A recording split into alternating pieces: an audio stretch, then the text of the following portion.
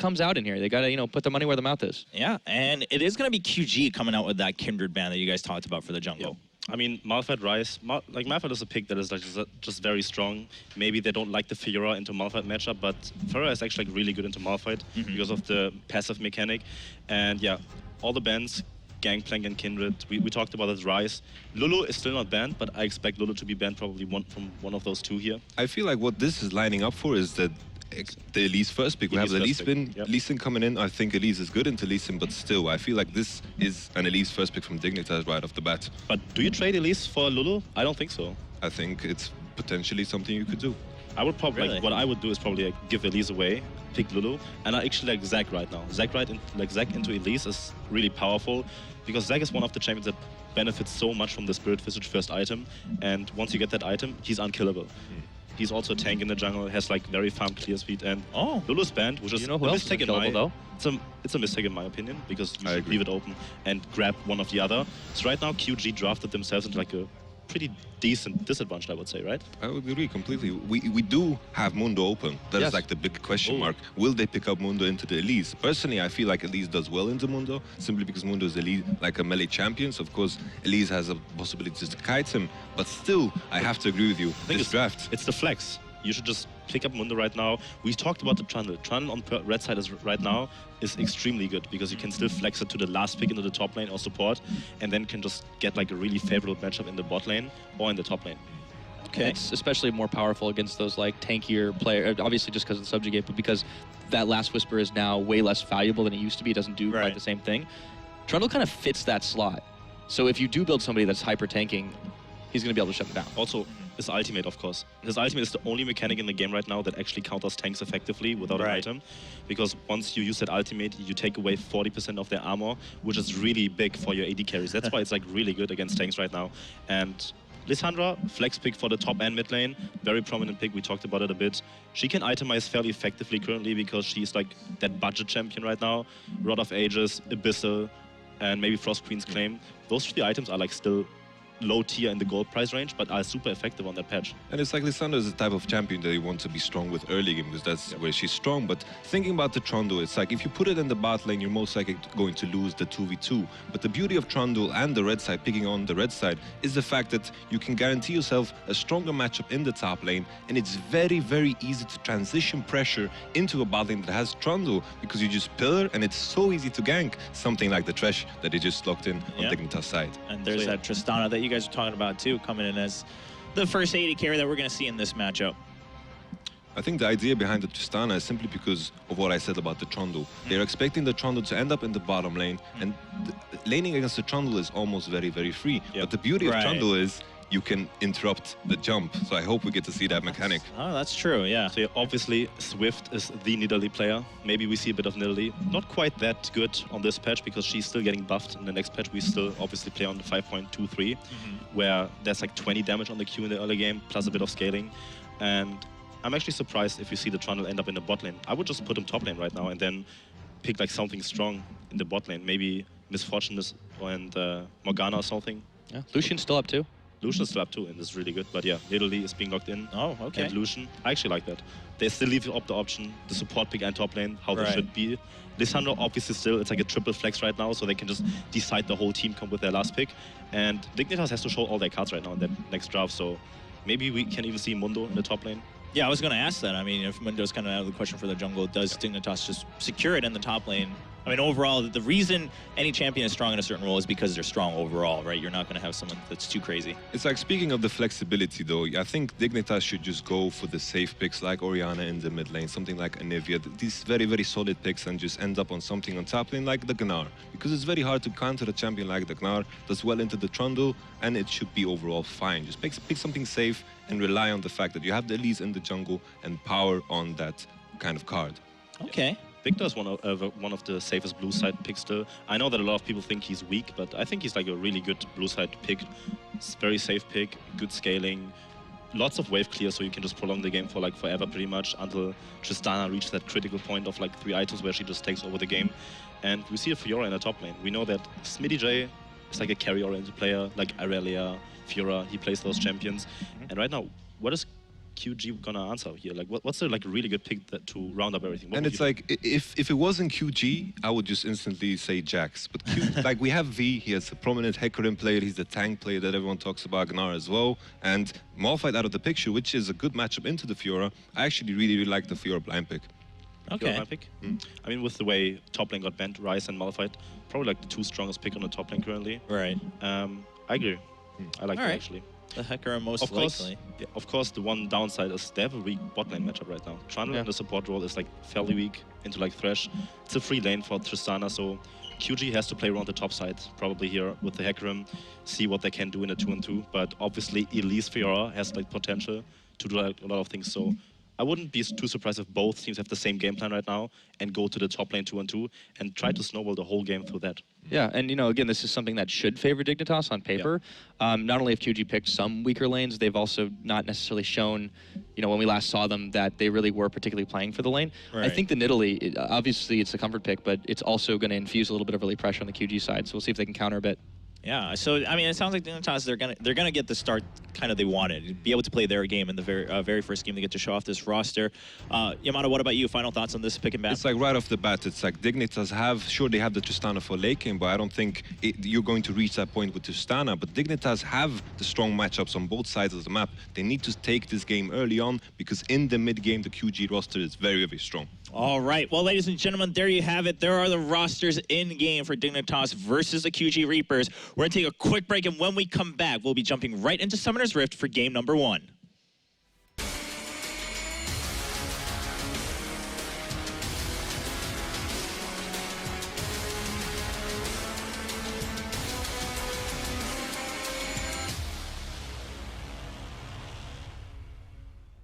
Ladies and gentlemen, welcome to the caster's desk here for IEM Cologne. If you haven't seen me before, and I wouldn't blame you for that, my name is Uber, and I'm here with Froskuren. We have got a fantastic match already on our hands, of course. It's going to be QG going up against Dignitas, and you, of course, my font of knowledge for this particular match.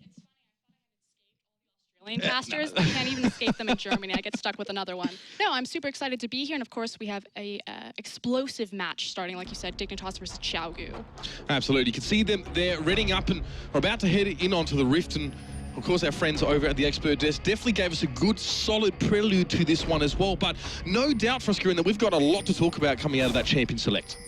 Yeah, first thing that I really want to touch on is kind of the double teleport that Xiaogu have set themselves up with versus Dignitas not taking the teleport. Obviously, Victor doesn't get as much out of it just because teleports in. He's pretty... we see Swift going full aggressive. Teleports in, he's fairly fragile. Ooh, early invade. Yeah, absolutely. It's interesting to see here, obviously, that Swift has already gone over the wall with TNT and TCT just sitting here in that mid-brush, but you can see the pings. We're seeing them now coming out from that Chinese side as well. Very insistent about just establishing some territory here as well. Just the one ward. Swift will just back out. I mean, effectively, he's sacrificing his setup time. Normally, when Nidalee jungles, she sets up her traps to kind of make quick work of all of these camps using the extra damage there. But obviously, sacrificing that setup time to get some deep knowledge there to figure out where the enemy jungler is starting. That's pretty indicative of Swift. He's a very aggro jungler, especially on this Nidalee. Look for him to invade, to be right in Kirei's face. Well, it has been said about QG that Swift is definitely a centre point for that team. So we'll see how he sets himself up here in the early moments. And of course, his opposite number will be Kirei on that Elise. He'll be starting over at the Gromp, of course, to kick things off, even doing B going forward, putting down that ward. So, yeah, deep ward's coming down as now those initial camps are being taken away. We've had the Krug take away here for Jesse's and Apollo. TCT and TNT are ready to head bot side. And it's now about how will Xiaogu use the information that they've set up with their deep wards. They know that Kirei's starting on the top side of the map, so what does Swift translate with that? Nidalee obviously known for making plays into the early game, although she typically builds Rod of Ages from the jungle this time around, so a bit of a later power spike. There's a Catalyst Protector helping out in its own little way as that build does develop here. So, standard lane assignments here, nothing crazy in terms of those sort of matchups here as well, of course.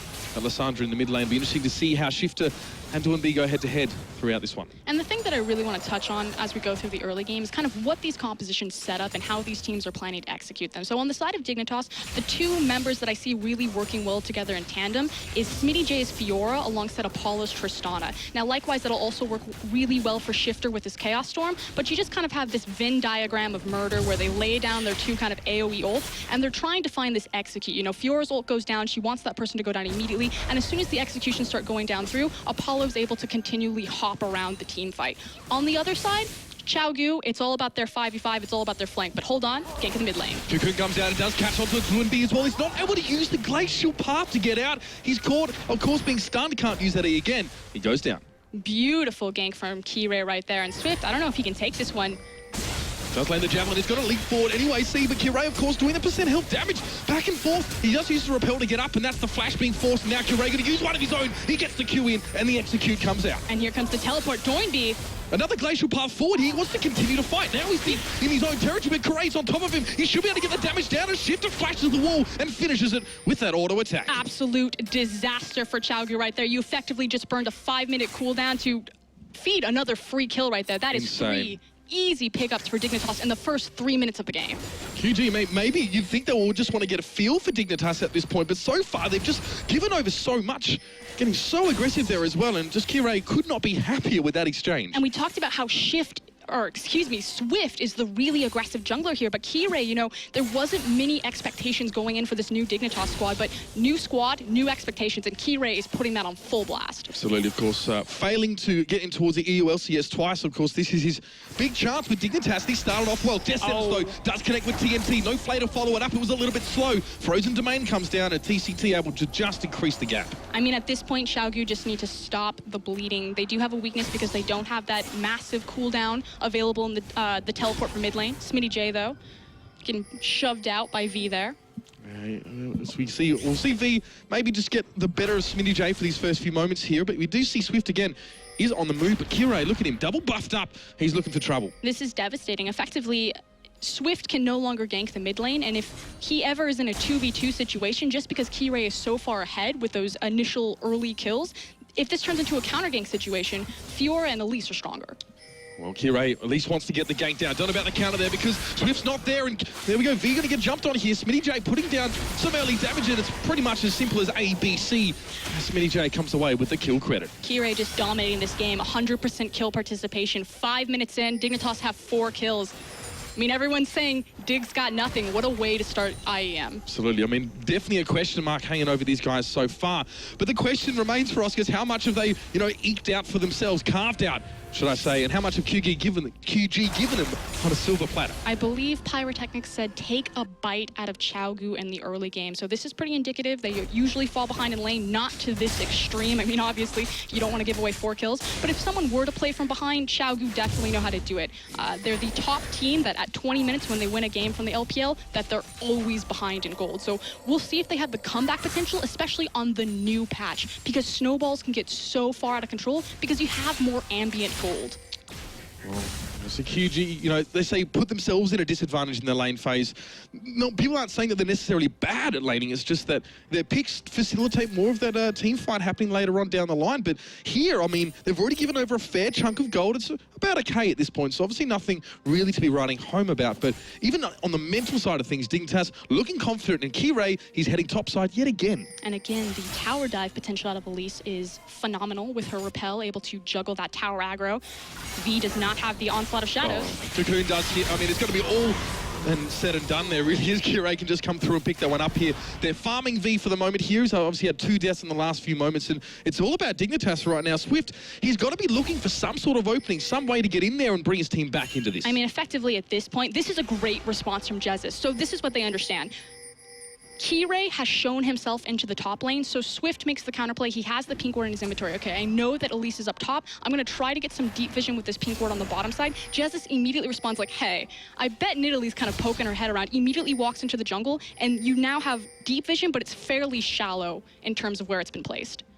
He was able to just scare away the wandering Nidalee going through there. And Kirei, of course, as we've been talking about junglers, has had a good start. He's now back in his own side of the jungle. There is TNT coming forward. There's going to be caught up on the death set. Jesse's might have to follow up on this one a little bit more. The trade seems like he'll be happy enough with that. Apollo still very conservative in lane. Just never known as a massive playmaker, but meanwhile in the top lane. Well, the grand challenge goes down, and V definitely has to get the heck out of dodge. There's going to be one more tick, and he might even be able to dive this one with the extra health. Here comes Riplock T-Ray. comes out. There's the Ignite, though, in response. Good work from V. Smitty J's going to survive that one, but only just. A little bit of a miscommunication there from Smitty J and Key-Ray. I think if he had just waited for Elise to get in position. And there's the level 6 Onslaught of Shadows, and V will find a pickup kill. So again, Dignitas just kind of fumbling their communication, their execution on that top lane gank. A lack of respect maybe coming out from Smitty J there as well, as the level 6 came around for that Hecarim. And V gets himself one back, 1, 2, and 0 the man is right now. And as we are starting to see some of those first items being picked up here as well. I mean, anything really standing out to you here?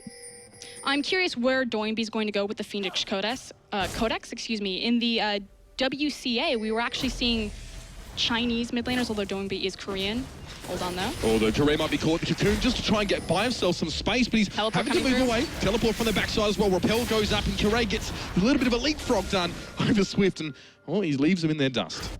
Okay, so TP burned into the top lane. V will have his shortly, so we'll see if Xiao could do anything with this window of having a numbers advantage. Meanwhile, Shifter just bowling Doinby. But back to this Phoenix Codex. Now, I suspect, as I say it, Every time we try, these guys just want to fight all the time. And Jesse's starts things off again, gets the flay back in the box, will not find its intended target. Like Cutling to come out from TNT there as well. He is very, very low and will have to abscond, I'd say, for the moment. So much damage coming out of Lucian's ultimate right now. You never see it used to do, 80% of someone's health. Yes, well, I mean, Lucian on 523 is a little bit weaker. His base AD has been reduced slightly, is what I'm trying to say. So, well, his power has just kind of been shifted around out of that ultimate that you found there. Trying to think of its name, the Culling. This is why you're the play-by-play character. Yes, we're expecting to know all the names, which is often a dangerous thing. But here we go, Lantern to pull Apollo out there as well. And it does look like Dignitas' bot lane might actually head back now as well. I mean, a CS lead as well. It's a decent one for Apollo, playing the passive game, just farming up, and it has yielded him that 10 CS advantage across the map as well. It's a 10 CS advantage for Smitty J, enjoying that lane. But Doinby in the mid lane has at least managed to eke out an advantage of his own, despite being down a kill and assist compared to Shifter.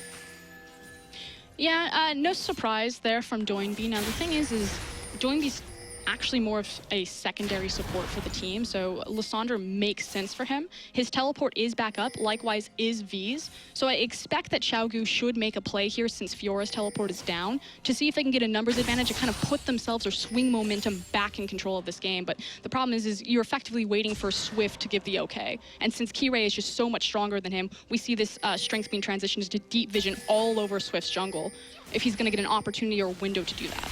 Jesse's now looking for a death set as TCT was already caught by a cocoon, and that Trundle is just not tanky enough yet. And Dignitas finding picks where they need to, and here's the 3-man roam. Just transitioning their power and their lead immediately into Swift's jungle. That deep vision already paying off immediately. Dignitas giving absolutely no quarter in the early stages here as Swift has still been searching for a reasonable advantage or an opportunity to create such a thing. And the top lane is where he's sojourning right now. He's not spotted by a ward, so he's going to go in for this one as well. Does land that javelin, that's pretty good. Smitty J helps you, trying to riposte, going to dash away, but Onslaught of Shadows is just going to get the job done. And it was really just important that he landed that javelin, but meanwhile, Key-Ray again. Another cocoon towards TNT and a distance to follow up. All the CC coming at the right times for Dignitas, and they respond accordingly in the bottom lane. And they'll probably have this tower for their trouble. There is absolutely no reason for TNT to be that far forward on the tower without TCT there. That was an easy dive, easy call for Dignitas. They pick up the tower, which is going to give them the global gold, and they can easily swing this advantage down onto the dragon if they want to take it. Things starting to look a little bit grim here for QG as they are giving away some advantages in the early game, but it's just the first tower to fall there for advantages, Dignitas. 7-2. Diplomacy is key, I feel, in these situations. Doinby going forward here as well. What's he going to do? I mean, Shifter does get tombed up there as well when he manages to get out. It's a good little pillar of filth, actually, that's going to knock Shifter up. And now, of course, the active of his ultimate, he gets that subjugate down. 1-for-1 trade, a messy thing there as well as, of course, the dragon being picked up by Key-Ray. So many resources and cooldowns used right there. Dignitas, they pick up the dragon. They've now moved their resources into the mid lane. That's actually a pretty standard play from Xiaogu. After the bottom tower goes down, they like to consolidate their resources into the mid lane because they know that that's kind of the next big objective available on the map, especially with that dragon going down. So they always try to use it as kind of like a countermeasure play, but in the end, that mid pick really doesn't mean as much in terms of Dignitas' lead in Snowball. Yeah, of course, and a correction, it wasn't a 1-for-1, it was a 1-for-0 as Shifter was the only one that went down.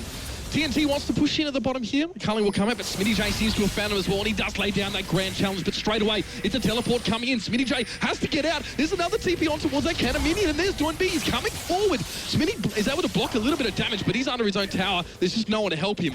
And that is a nice little play there from Doinb, getting aggressive towards the bottom side. We talked about how Chaogu needed to make use of their teleport cooldowns to try to kind of outmaneuver Dignitas on the map. They finally get it into the bot lane, and they trade 1-for-1 in terms of towers. But meanwhile, Dignitas have moved their bot lane back up into the top side, and they should be picking up another free gold. This trio as well, it's not the first time we've seen them all go together and make a roam, and they've got to claim a tower as well. Obviously mirrored on the bottom side by QG, looking to do just the same. Dignitas already starting to add up that gold, but do note here, of course, is that it is very even. With those towers coming down, QG actually have themselves a gold lead here. A far superior trade right there for Chaogu, because they got the second inner tower, and they're all backing in time to defend their top inner tower. So advantage to Chaogu right there, although Dignitas are burning this down quickly. Of course, with that Tristana there as well, it's always going to be helpful battering away at that tower. You could see on the periphery, though, V was there, maybe showing a glimpse of himself. Chaogu aren't going to be able to fight on this one as well, but they will force Dignitas back. Dig have lost that bottom outer turret here, in a turret, should I say, so definitely trade in favor of Chaogu. Question is, where do they strike now? It looks like they're going to dive this mid lane. Frozen Tomb is available, so Doinb has some protection and security there. It does look like that's going to be happening. Jessis goes forward, throws a lantern back. Doinb as well will have to tomb. No, he doesn't tomb himself. He actually uses on Jessis, if I'm not mistaken. Swift gets out towards the back. The double kill coming out. A 2-for-1 trade here for Dignitas. How? And they sacrificed their tower right there. Frankly, it was just poor decision-making with the ultimate from Lysandra right there. Doinb should not have used that aggressively. Either they just had no idea that Dignitas were coming for the flank. Oh, nice onslaught. Yeah, the onslaught of shadows to at least, in the animation, I think avoids a stun, but eventually when it finishes... Force the flash is really all that matters there. And truly worthwhile. TCT now doing a bit of housework in towards that mid lane, and to be fair, I mean, we've talked about QG with disadvantages early on. The gold still looking nice and even between these two. It's just the dragon to set them apart. The scary thing, though, is that Chaogu do not get the security of kind of last season, of last meta. This meta completely new. You can't kind of fall back onto, you know, freezing deep waves and stalling out these games for 45, 50 minutes, so it just comes down to that one big play. Because Chaogu, they're a playmaking team.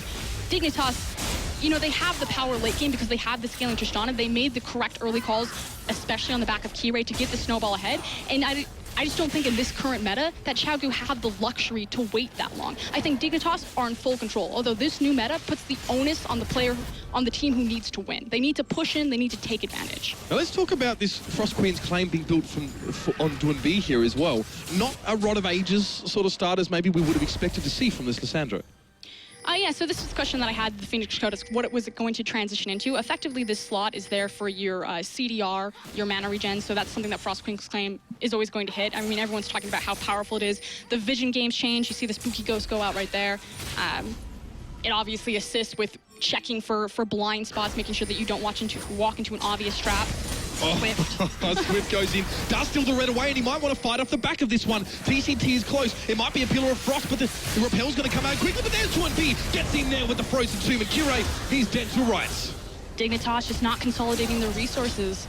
I mean, Lysandra is strong right now. We're kind of in this, it's weird to call 15 minutes the mid-game swing, but just for how gold is going down right now. And again, the fact that Chaogu managed to get that bottom inner tower was kind of a big swing in terms of this game and leveling them back out. And they're making full use of this, and Dignitas just kind of getting picked off. They need to just group up, use their power, siege their towers. Tristana is incredible at that. You've got great zone control from Victor if he's next to a tower with his laser as well as his gravitation field. PG gave over a lot of resources early on, but they've been able to make those back and some at this stage, and maybe Dignitas now at least feeling a little bit on the back foot here, as Jesse's going rather deep here as well. Just checking those wards, of course, with the safe zone in the top lane. Apollo not too far away from him here. And would you believe we might have even a moment here of respite for both of these two teams. Apollo just wanting to continue to farm himself up. Now, that lead has persisted between him and TNT since early, but it's not a big lead. 3 kills, though, of course, is always going to set you in good stead on that Tristana. I can't remember who was talking about it on the desk. I think it was Dexter there, but the fact that Tristana is typically a 3-item power spike champion, so she kind of has a lull in a mid-game. She doesn't get as much off of a 2-item. Does have the rapid fire complete, as we see the Rift Herald being contested by, finished off by Dignitas, whereas TNT right now is exceptionally powerful. He has the Essence Reaver completed. He's more so going to have a 2-item power spike. So we'll see kind of... That went to Jesus. Perhaps, well, a bit strange. What are your thoughts, though? Maybe if he's going to be that roaming piece or going to be moving around with Curé, does it make sense? I frankly think that it was just supposed to go on Apollo, but Jesus is like, no, I got it.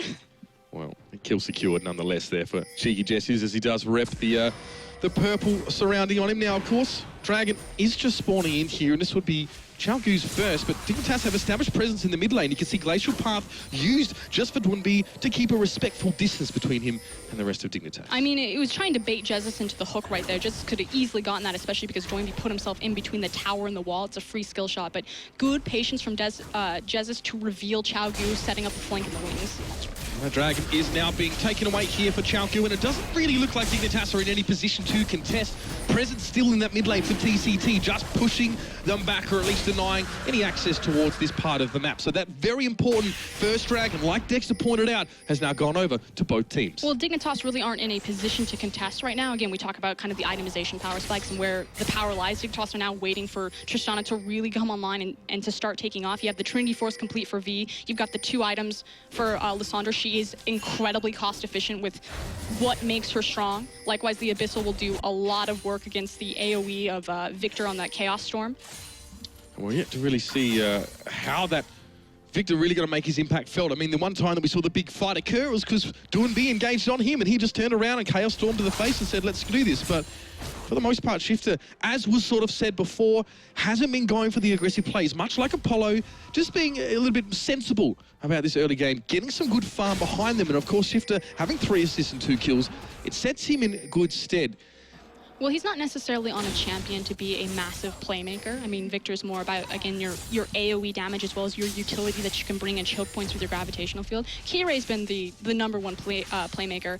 I really want to talk about kind of pick potential, especially because something that I didn't mention before is the tandem synergy between Elise and Thresh. Now, typically we see these champions picked and used together a lot, especially as we come on to kind of this mid-game, 20 minutes to 25 minutes.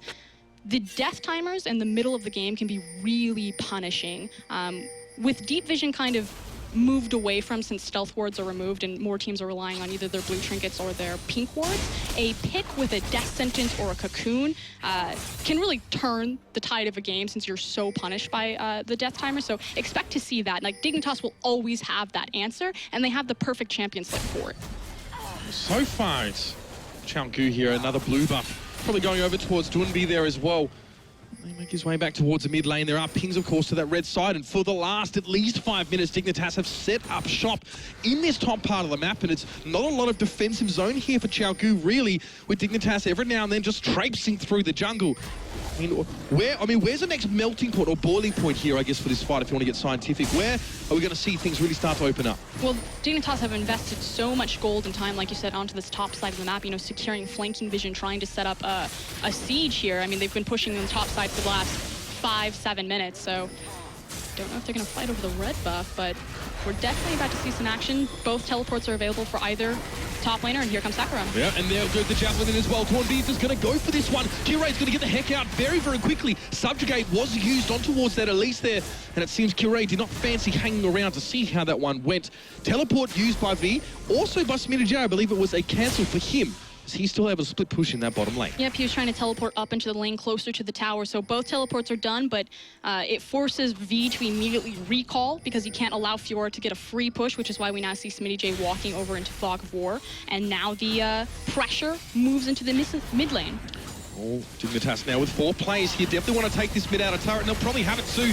Not really much to be done. Dwinby is going forward, but he's caught up in the gravity field. He will get blown up. And of course, the middle out of turret falls to Dignitas there as well. Dwinby, not the first time he's put himself a little bit too far forward. And this is exactly what we were talking about. This is what Dignitas needed to do 5 minutes ago, is just group up, use the tower siege presence of the gravitation field with Tristana's satchel. You saw that Dwinby didn't even get the frozen tomb off, immediately walked into the gravitational field, got blown up instantly. Not a thing that he could do, and Dignitas were more than happy to take that one away. Now Kire will join Smitty J in this bottom lane. Dignitas from tower to tower, making these rotations and feeling comfortable in the jungle of QG by the looks of things. I mean, Apollo will even join them.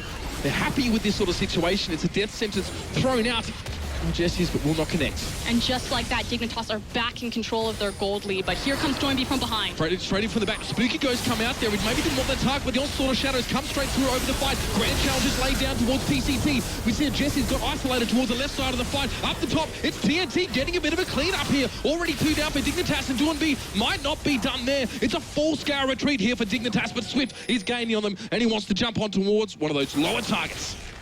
Good disengage there from Shifter, but will it stop Swift? If he lands the spear, Spiderlings are blocking. The chase is still on by the looks of things. Swift would love to close the gap, and V's going to come in from the side, but straight away the Death Spray comes out, forces him back, and that was almost a very, very dead horsey. And Shifter right there with good cooldown management saves at least 3 members of his team, but that is what Xiaogu are famous for. They are famous for those 5v5 scenarios, making the most off of a chaotic setup. And they really wanted to go further onto that as well. That quintessential Chinese aggression that has been sort of talked about and speculated is really being demonstrated here in full form. Just as we said, Dignitas were starting to take control. It's QG trying to wrest it back by force. I want to check quickly into itemization. QSS has been completed for Apollo right there, so see how he makes the most of that if the Frozen Tomb is expended on him. I feel like that's really the only big CC that he's trying to watch out for. Well, so a lot of those items are coming out. It's going to be a late Rod of Ages for Doinby, if ever. I mean, yeah, with the Catalyst in his inventory at such a late point, obviously you'll have to see if he's going to be able to stack that up as much as he would like. And that's kind of one of the only criticisms that you hear about Rod of Ages in terms of, you know, Dexter said the average game time is around 27, 28 minutes, and Rod of Ages really doesn't have enough time to ramp up into its full power spike. Typically, teams finish it around 15 minutes, you know, pre-patch, obviously, like you said, Doinby getting a very late one. It's going to be at full power around 25 minutes, so missing a big chunk of game here unless team's planning to go late, but against Tristana, that's fairly dangerous. Yeah, like you said, you pointed out, Dignitas have that scaly on their side, and yet it almost seems like Doinby is setting his sights towards that late game. The question remains, will QG be able to make it there at all? Still pressure towards that top side here, and Swift heading down towards that river. Dragon is available, it's live. Maybe able to pressure on towards that one, but Smitty J is never too far from his position. They do have a bit of breathing room simply because Tristana did choose to early itemize that QSS. So again, you're delaying that 3-item power spike. Again, the attack speed or the double attack speed items are really efficient right now just because the initial burst you can get off of the stacked Shiv and rapid fire. We've seen a fight try to be started here already once by Xiaogu. Didn't really work out. We did see the Spooky Ghost even use, only catching on to Jesse's, but you can see that Xiaogu getting a little bit antsy about how much pressure is being put on towards his top tower. Maybe fancying a fight. There's a Pitter of Frost. Swift is caught by a death sentence, but no capitalization at this point. Beautiful thing about Trundle's support is once you have kind of max points into this pillar, you can almost keep it up 100% of the time. Really is quite troll in every sense of the term. We'll have to see if he's going to be trying to lay that one down in the fight. V seems to have caught towards Smitty J. Almost does want to go in. Maybe Swift. You can never tell with these guys, but Jesse's looks like Dignitas might try and make something happen here as well. TCT in the backline. Beautiful onslaught of shadows, though, but V is caught in the gravity field. He'll drop down. Shifter lives for the moment. Smitty J does go down as well. Kirei and Apollo, full-scale retreat. Jesse's almost falling foul to that javelin. And Dignitas, they dip their toe in, realised it was maybe a little bit hotter than they thought. Effectively, Xiaogu split that fight in half. Now, Shifter did another great job laying down the gravitational field into a choke point that managed to save multiple members of Dignitas, so that you see their health bars blinking across the board. But Doinby managed to zone off, I think, 2 or 3 people of Dignitas, and that's how Xiaogu really got the upper hand in that fight, and it translates into a free Dragon. Now, 5th Dragon, the games are ending shorter, so Dragon loses a lot of its viability, but seems like both teams don't really want to contest much here. Here's that hook, of course, to start things off. Yeah, so the thing that I want you to pay attention to is this onslaught of shadow, like you said, and then Doinby and Swift zoning off Smitty J and totally spacing. Jesse's over the back. Jez, there we go. So Jez is not being able to reposition his team, while everyone else is just filing into TNT's Lucianal, and that ult is doing so much damage. It's hitting just that much harder now as well. Of course, as TNT able to get himself the Essence Reaver as well, but here comes the Baron. It looks like Dignitas fancy this one. Teleport is coming in close by. Dignitas and Baron. They're going to go fight. Yeah, well, we've all heard the stories, but here's Doinby. He's going to go straight in towards that pit. No, he actually doesn't get it off, and the Baron is not stolen away by QG, although it looked tantalizingly close. And finally, Dignitas find a Baron that works out for them. Hallelujah. It is a new team. No, great gravitational field again. Amazing call from Dig right there to know that they had enough time to do that again. Shifter using Victor beautifully, zoning out as many members as he could. So good pickup. We'll see if they can translate anything with it. It wouldn't be almost a sense of him wanting to go into that pit, who can't really be sure about these guys. I mean, sometimes they're just teetering on the edge of, I guess, basic aggression and just absolute insanity. Of course, that Baron now going over towards Dignitas as we're coming up on 28 minutes here. Gold still sits quite even despite 2 extra turrets in favor of the boys in yellow and black.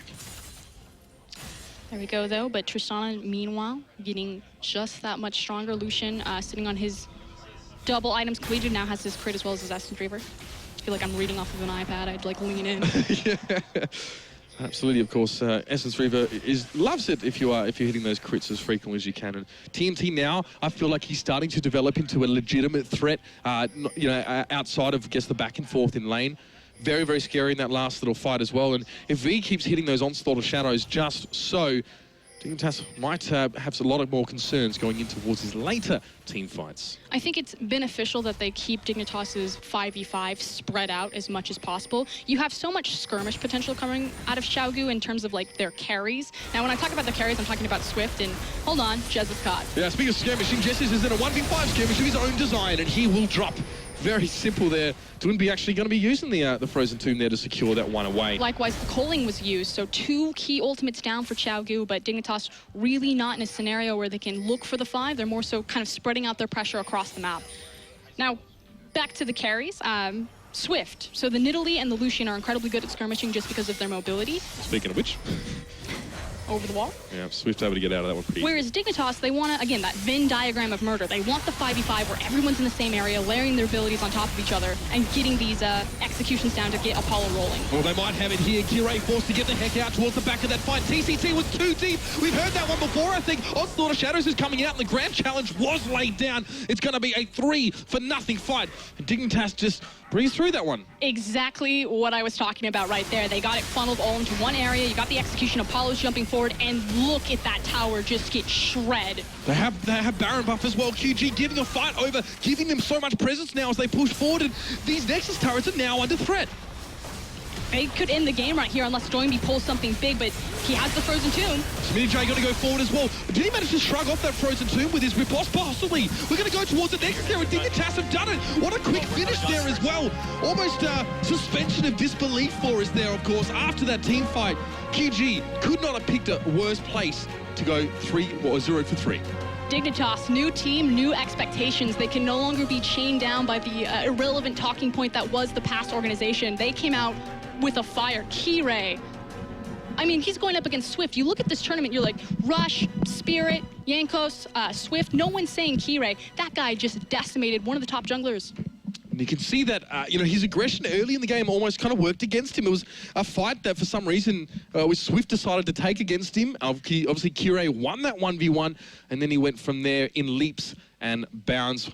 Dignitas there have got to be feeling a lot of relief as well, because this is a baptism of fire for a lot of these teams as well, and self-belief sort of comes around a little bit later on. You need to put your nose to the grindstone and test yourself here, but, I mean, we have, of course, far more incredible stuff from today's games. And, of course, these two teams especially, interesting to see now if Dignitas can make it this sort of, this 2-0 victory, or will it be dragged out a bit? Do you really think that that was characteristic, QG, or not? No, I absolutely think. I mean, we talked about the death said Xiaogu, they suffer in the early game. Dignitas took full advantage of that. Kind of a bit of a fumble in kind of their mid-game calling, but once they consolidated their resources, pulled Shifter and Apollo together and just dominated the game. All right, well, it's time to throw to our experts. They'll be putting this game under the microscope just a little bit more.